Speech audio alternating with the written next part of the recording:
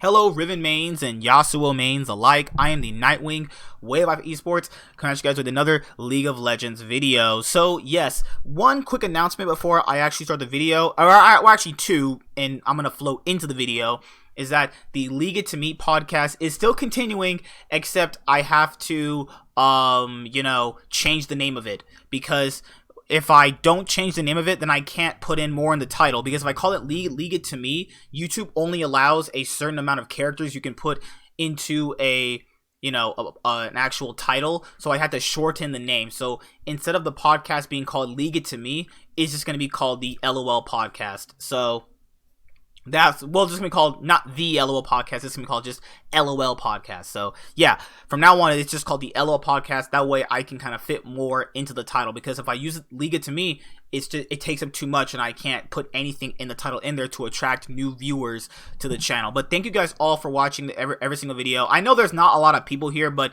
I just kind of started learning how to do League of Legends videos the right way, because when I first started doing it, I didn't really know how to do it, but now I know. So next year, just an influx of more subscribers is very, very possible for the overall channel, which I'm really, really looking forward to. But now the second announcement is leading into what I'm going to be talking about now, which is the play-in stage. So my play-in stage video I had to delete because my video sounded like I was a robot talking. Nope. Delete. So then the play-in knockout stage best of fives happened, and I was like, okay, I'll wait and give my full thoughts and opinions on it all together. So let's go over it. So the play-in stages started with a bunch of teams. You had teams coming from Brazil, Japan, you had Mega Esports, you had obviously Isurus, Hong Kong Attitude, Damwon, Loki, Clutch, World Youth, Unicorns of Love, Splice, and so on and so forth. So what really stood out to me in the group stage is how much there is a gap between what is the better team and what is an actual bad team. So like an actual bad team would be Detonation Focus Me. What a horrible team. The fact that people said in Japan you have to pay to watch that team play is incredible, because obviously they have a league over there. Whether or not it's franchised or not means nothing. We've seen Detonation Focus Me obviously at so many international events. It's very, very clear. There is a clear difference between what is a good team and what is a better team. And I understand that sometimes people can be considered underdogs, but you have to kind of factor in that these guys aren't underdogs. These guys just suck, honestly. And I feel like if Japan wants to do better at a international event, they're going to have to send different players. It's just like Detonation Focus Me. Like, if you're really serious about just winning your league and just doing all right at play-ins or whatever type of international event you make it to, like whether it be like an MSI or a World's play-ins, then keep your roster then. Whatever. If you don't care, then nobody else is going to care. But I feel like it's just, you might want to try out a different lineup of team. I think it's time that you do that, because if you don't, you're never going to possibly get out of the rut you are in, where Detonation Focus Me is currently in. And they should be just called not Detonation Focus Me. They should be called Detonation Fuck Me, because that's what it feels like when I watch their games. They are clinically fucking me in the ass when I watch their games. Holy crap, I wanted to slit my goddamn throat. Holy crap, I'm so glad they didn't get out of groups. If they got out of groups, I would have been like, damn. That team that faced them as the first seed would have just had an easy road to obviously the knockout round, which thank the league heavens that didn't happen.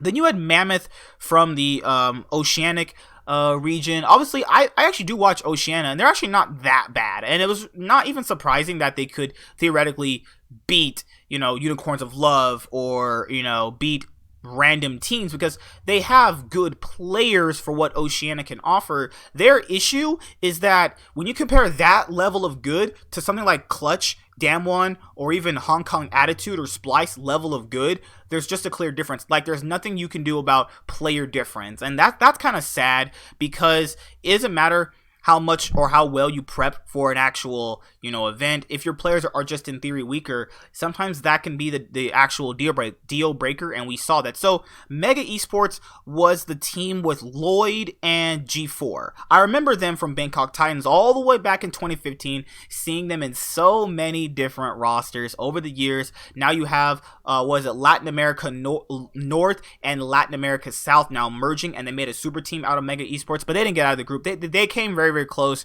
but overall they came up such short. So the team I wanted to talk about was Flamengo Esports. BRTT said that obviously he doesn't know how much longer he can play. Obviously he said he wants to win Worlds. Sorry, dude, not in Brazil. You're gonna win Worlds. You're gonna have to probably become an import somewhere between North America or EU to even have a shot at having a better shot at even getting out of the group stage to get into Worlds. There's no hate on any Brazil fan. It's just really look at it. They brought the Korean imports over in, who was it, Shrimp and Lucy, and it still didn't get them anywhere. They only got one win in the group. Yeah, they were okay, competitive against Damwon for a little bit there, but was that them playing that much better, or was that Damwon just not being good? And those are things you obviously have to raise as questions when it comes to those type of things. And I don't feel like he can do well internationally with that type of players that are in that region. I mean, if you don't agree with me, it's okay, but the proof is right there in the pudding. All right, so the next teams obviously are right here, are the ones who all obviously made it. And you obviously have, I think there's another team I'm forgetting about. No, Mega didn't make it, Flamengo didn't make it, Mammoth didn't make it, and there was, I think, one more team that didn't actually make it. But nonetheless, if they weren't important if I can't remember them, right? I'm really sorry. I just really don't remember, honestly, if there was another team beside that. So after that, you kind of have Clutch facing off against Unicorns of Love in their group. Their group was a big, shit show with just Clutch dropping 2 games to Unicorns of Love. The reason why I don't consider that much of an upset is because last year Gambit took Cloud9 to 5 games. So in theory, they also have one of the players that still did that. And also Unicorns of Love used to be in the LEC. So like in theory, if they could beat an NA squad, it would most likely be them. Theoretically, Mammoth, Unicorns of Love, and Clutch's group was arguably, you could call it the group of death for the play-ins. Like, it's just, that's how much people had considered what these groups were like when you look at all those other things. Now, when it comes to these other groups, it really did show that when you have a team of stacked players, it just looked like the other teams just had like no hope whatsoever. But Clutch, I'm glad they found their footing, and I'm glad that they were able to beat Unicorns of Love in a tiebreaker game because they had a faster game time than Unicorns of Love to get first seed in the group. And then you had Royal Youth getting the much needed win over Flamengo Esports to get them obviously to where they needed to go. Damwon looked shaky. We heard the coach talking about that they were a little bit nervous on stage. They didn't really know where to find Korean food. I don't know if these are excuses, but obviously, people say they're excuses, but they're not going to say this stuff if it's not somewhere rooted in the truth. But who knows at the end of the day, right? It's only by off what we are allowed to know by them. So with that being said, Damwon played really well. They were the only people they're the only team to go undefeated in the play-in stage. And obviously, I want to look up that team that I just forgot because it's going to bug me. It's going to really bug me that I can't remember who that team was. Who was that other team that I just can't remember? I know there's a team I'm not remembering, and I don't want to be that guy. Mammoth, Mega. Who else was here in these groups? No, I got everybody. I have a feeling I got everybody.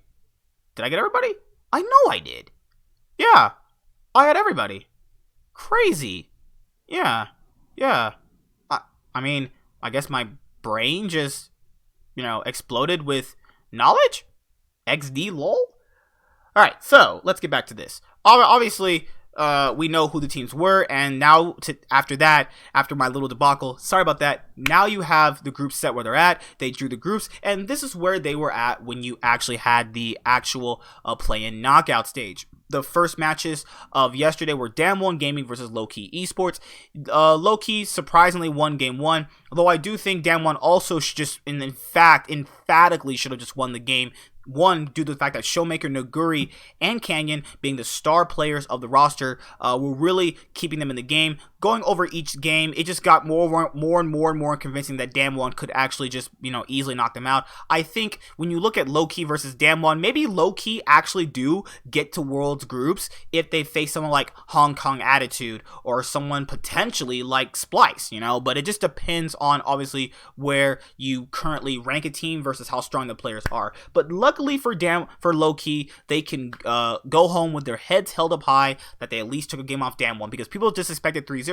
So getting 3-1 is like, hey, one more game could have brought that to a best of 5. So congrats to Low-Key. It just feels bad that they just have to face Damwon, because the outcome is Damwon beats them, but at least they got a game. So congrats to them. They got a game. I'll give you credit where credit is due. I thought they were going to get 3-0 in 25 minutes each game. So they completely outbested my expectations. So Clutch versus Royal Youth. This is another similar situation. I know Clutch had their issues in best of ones, but like I said before, I think Clutch are better in best of fives than they are in best of ones. I think their style does not suit best of ones because of all of the drafting things you have to prepare for when you actually are able to, line that into a best of one. I think that in a best of 5, they're just a lot better of a team, and they show that. They convincingly 3-0'd Royal Youth, and that's the first day of the groups. And today, when we get to these teams, it's Hong Kong Attitude versus Isurus Gaming. Now, this was a pretty clear-cut series of another clear-cut squad being just stronger than the other squad. Isurus, yes, have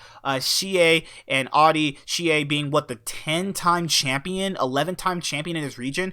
Obviously, Xie and Audi have played on multiple different rosters, multiple different what is quote-unquote superstars for their type of region, but it just wasn't enough for them to beat Hong Kong Attitude. They do win a game, and that's pretty good, because they won that game very, very convincingly, but Hong Kong Attitude was unified and players like that, they just weren't able to get past Hong Kong Attitude. And Hong Kong Attitude, Damwon Gaming, and Clutch Gaming all make World Group Stage. And on to the very last match, which I knew was going to be a best of 5, was Splice versus the Unicorns of Love. Hashtag Think Pink, baby. My boy Sheepy and Edward in there really trying to obviously get them to World's groups. You had a grueling back and forth series. Actually, to give some of a storyline going back into this match, is that, remember, when Splice came into the EULCS back in 2016, Unicorns of Love were already an established org and team. Unicorns of Love had one chance to actually get to Worlds by going through the gauntlet. They beat Giants 3-0, they beat Fnatic 3-0, and then they had to face Splice as the regional gauntlet boss, because Splice had got to the finals and lost to G2 that previous week. So, and actually in that series, Splice knocked Unicorns of Love out 3-2. And in today, Splice knocked Unicorns of Love out 3-2. A big deja vu. It feels so bad for Unicorns. Also, with Unicorns fans, Vizichachi used to play on Splice. That's just ridiculous that you had all these storylines going into this match. You had a pretty good best of 5. I'd say this was the best of 5 out of the play-in knockout stage. Obviously, these play-in games just make these teams that much better. I'm a firm believer that the play-in stage makes you better, but how much better is always going to be a test, because now, with that being said, the group stage is actually all filled out.